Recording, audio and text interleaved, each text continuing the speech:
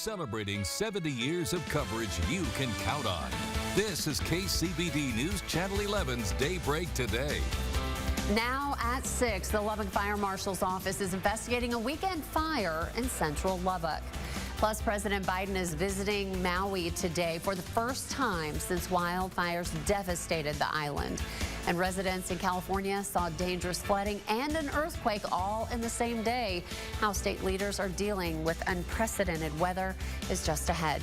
Good morning, and thank you for waking up with us on Daybreak today. I'm Angie Wynn. It's August 21st. It's already warming up this Monday as we start a new work week with you. Meteorologist Colin Mertz is in for Steve Devine, standing by with today's first alert forecast. Hi, Colin. Good morning. Yeah, we have a mild morning for now.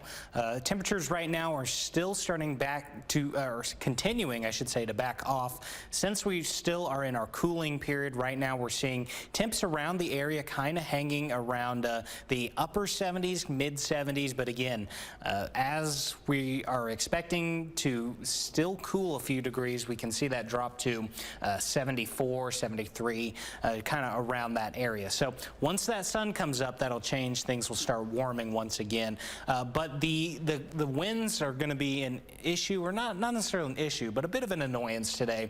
Going to be a little bit breezier today in the afternoon. Thankfully, right now, still relatively mild and actually still easterly, 8 miles an hour. And so as we continue over the course of the next few hours, we can expect the skies to stay relatively clear. It isn't until the afternoon we start to get some cloud cover. So we have some rain chances. We'll have some details on that here in a bit. We appreciate it. Thank you, Colin. And we begin with weather in Southern California this morning as folks are soaked and shaken, literally. The region hit with a double punch overnight from Tropical Storm Hillary and one of the most powerful earthquakes in decades. Jay Gray is in Los Angeles with details. Across Southern California, an unprecedented full-on assault from Mother Nature. The entire region under tropical storm watches and warnings for the first time ever.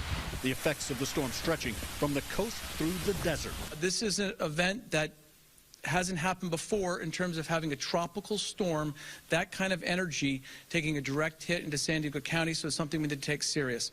Hillary dumping heavy rain, too much, too fast, leading to flash flooding, roads swallowed by the water. I'm worried about some of the more rural and remote areas in the eastern part of the state, some of the more mountainous regions where people could be trapped. Trees and power lines pushed over by gusting winds. This rock slide, a result of soil washed away by rushing waters. And in the middle of it all, a 5.1 magnitude earthquake in Ventura County. The two events, according to seismologists, not connected. Yeah, only in Southern California can you have an earthquake and hurricane storm, and not to mention a 5,500 acre brush fire in Santa Barbara yesterday. What's next? Most hoping for a return to California sunshine so things can dry out and they can start to clean up the mess Hillary leaves behind. Jay Gray, NBC News, Los Angeles. Jay, thank you. Here in our area, a Southeast Texas man is dead after a rollover in Scurry County. Snyder police officers responded to the access road of Highway 84 just north of Snyder Sunday morning. State troopers say 24-year-old Johnny Hernandez from Port Arthur failed to follow a curve on the highway. The car left the road and hit a sign where it then rolled through a fence and caught fire. Hernandez died at the scene. Inside the city limits in Lubbock, the Lubbock Fire Marshal's office is working to determine how a home caught fire Sunday morning near 23rd and Avenue U. When fire crews arrived, they found a small duplex with flames coming from the windows. Crews were, however, able to quickly put out the fire and search the structure. There were no reports of injuries, thankfully. Making national headlines this morning, President and First Lady Biden are in Hawaii this morning looking at damage caused by those deadly wildfires. Financial company CoreLogic says estimates show the wildfires caused more than $1 billion worth of damage. Lahaina suffering the most destruction with more than 2,800 homes lost.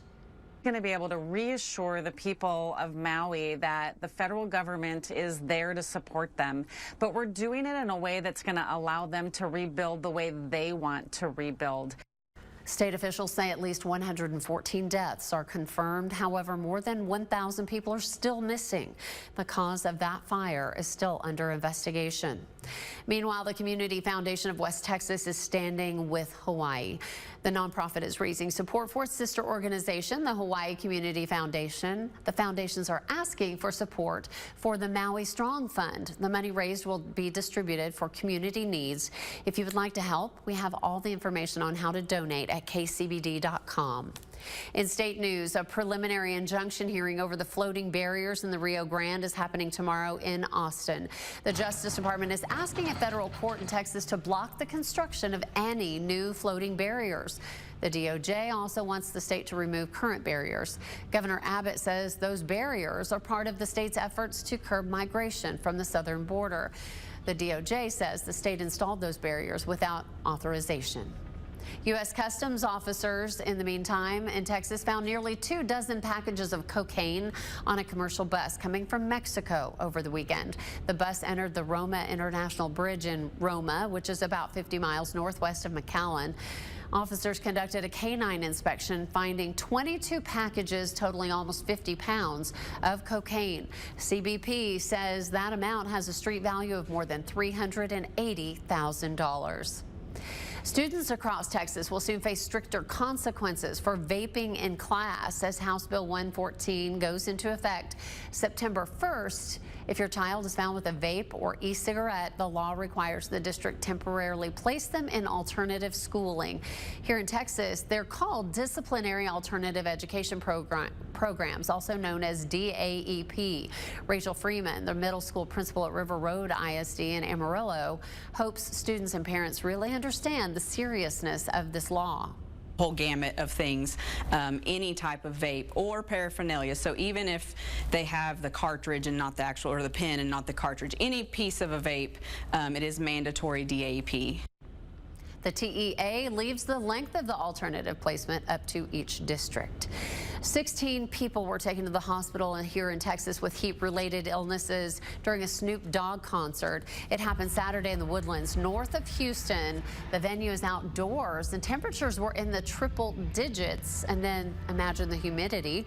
Montgomery County officials say 35 people were treated by medical professionals. All of those who were treated are reported to be in good condition. Checking in on our weather on the South Plains, Colin Mertz is in for Steve Devine, and I was in Austin recently, Colin. It was sweltering there as well. What are we seeing here today? Well, we're expecting it to be warm today, and that whole thing with the concert, that's why we stress heat safety so much. It's very important. You never know. It really sneaks up on you until it does. But we are expecting some warmer temps, and things pick up east of the Cap Rock. Coming up after the break, we'll have a little bit more details on that and some potential rain chances, not quite for us, but for folks off towards the east, or west, I should say. But at least for today, we are expecting those temps to be warmer, basically towards east of the Cap Rock. Again, here in Lubbock, about 100, maybe around 99 is what we're expecting. But as we make our way into at least the next few hours when kiddos are heading off to school, things are going to be a little cooler, a little more pleasant. Like I said earlier, we still have some time to drop those temps because of all that overnight cooling opportunity we still have. So around the low 70s, around the 7 a.m. mark. For those folks there. And so coming back, again, going to be a little warmer. Now, by that point, this is around the 4 p.m. mark. The winds will be picking up. The clouds will be kind of starting to move in there. And the winds, again, are going to pick up throughout the day to about a breezy category. Thankfully, not too bad, but still a little bit more than kind of the lighter end that we're used to. And so as we get into the overnight hours tonight, we're going to drop to the upper 60s, ranging to upper 70s here in Lubbock. About 73 for our low tonight. And then as we make our way over the next several days, again, we have that slight rain chance we'll get into here in a bit, but we are expecting to cool off to about the mid-90s for the middle of the week, and then we warm up towards the weekend. Thank you so much, Colin. Still to come on Daybreak today, the finals of American Ninja Warrior begin tonight. We'll take a closer look at the chase to the $1 million. Plus, 2 local congressmen are looking into making changes to benefit the ag community in the upcoming farm bill. What they're looking to reprioritize is just ahead. Stay with us. You're watching Daybreak today on News Channel 11.